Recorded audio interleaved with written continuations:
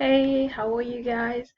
It's been like a month since I haven't done any video. To be honest, it's because I had lots of things going on, and secondly, I was very lazy. But I'm very happy to be doing this one, especially that it looks bigger. I have white walls, and the lighting is better. So I was just looking, I was just like, okay, why not make a video? And it's not as um dark, I would say, as my previous one. So anyway, long story short, I'm here to give you some tips on renting.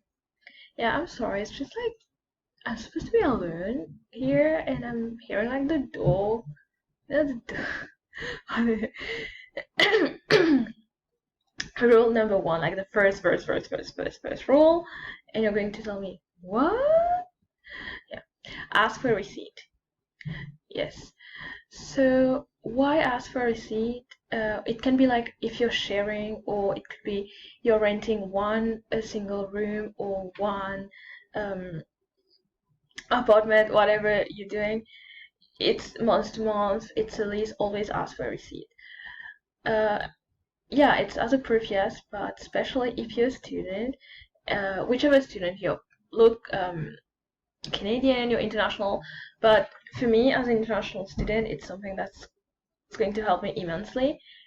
Is your tax. I didn't know that in my country it's legal. You have to file your tax every time. It's legal, but they didn't like share the information. So when I came here and everyone was talking about tax, I was like, meh.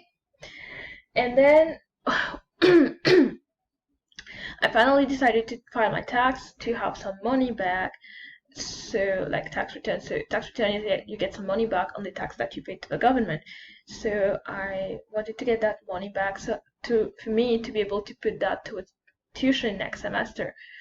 Because as you know, international students, they pay a lot of money, so I'm a very frugal person. I see where I can like save money here and there.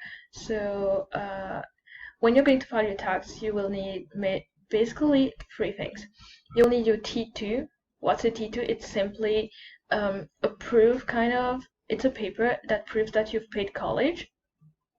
So don't worry about that if you don't know like what's a T2, where to find a T2. You just need to log onto your banner, and in the search bar you just write T2 and it's going to populate it for you. So you don't have to worry about that. Your T4 is just a form that your employer is going to give you when you work for them. Again, it shows like how much tax you've paid, how much you paid you, blah blah blah.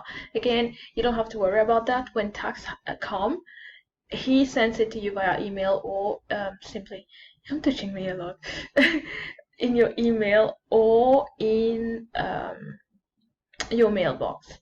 So you take your T2, you take your T4, and then take the receipt for your rent. And I know at the time in school they were helping students to file their tax. I was just like meh, and I was very stupid to do that, because now I have like two options. Either I do it myself online, or I get someone to do it for me. They have a discount for student, but it still costs you like 50 to 80 bucks to do it, which was like, if you follow my video, it's like my grocery for a month.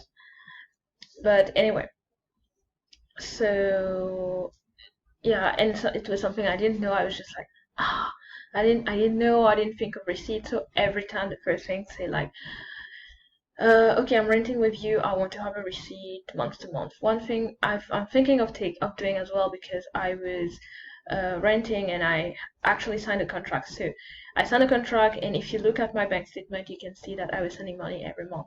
So I hope this can work. I guess it's going to work because it's a legal proof, but not to make the same mistake as me.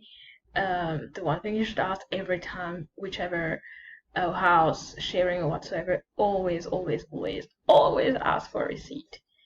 And then as I always say, go and check it out.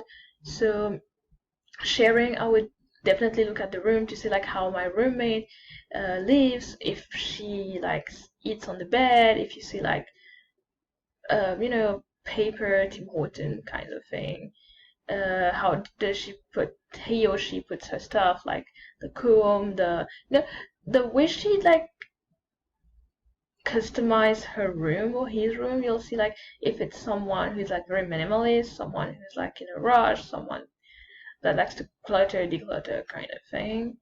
Um, and then two great indication is the bathroom and the kitchen, because especially for girls and especially the one who has long hair, when you finish bathing and you finish showering, you have hair everywhere. So if you see there's dust, you see there's hair, so you know that this place is not clean. It's not being clean as often as it needs to be clean. For me, you're not compelled to do this like every single day, but at least once a week you'd like clean the house, clean the kitchen, clean the bathroom. And I had a roommate who was amazing. Like I was super lucky. She was super amazing. But the thing is that we didn't have like the same level of hygiene, if I can put it like that. And the second thing, like look at the price and look at what it's offer. Sometimes the price match the condition of a house as well. So I was lucky to get that new house on a very cheap, and I know the landlord, so we got into an agreement. Yeah, I do make good networking. I have a video if you need some advice on that. So back to what I was saying. So I had this one bedroom not apartment. I had this one bedroom that I was renting for $475, and I was just like, oh my god, I can't. As you know, I work from home. Before the pandemic, I did. So I was just like, I wanted a basement so that no one comes and goes. So I said like, I need a basement. I want a single room for privacy. I really, really needed privacy. I really wanted privacy. So I got a single basement. I got all this for $475, while a single room normally is $550-ish, and it goes on. So the one thing I forgot to ask, and it completely like got out of my mind, was that laundry was not included in that. So I actually had to pay $5 per load of laundry, which is a lot. And we were in winter, so either I go out and do my stuff and I don't drive, or I pay $5 per load. It was like, yeah. And there are other things that piled up into that. Just like the one thing I would say, like you can never really know how it's going to be until you live in that place. But there are some indications, such as asking for a receipt, that can help you. So asking for a receipt, check the bathroom and the kitchen, ask don't be afraid to do that. Like ask for what you need. Like if you need somewhere to work, say like, okay, I need somewhere to work, where's the laundry, how it's done, blah blah blah.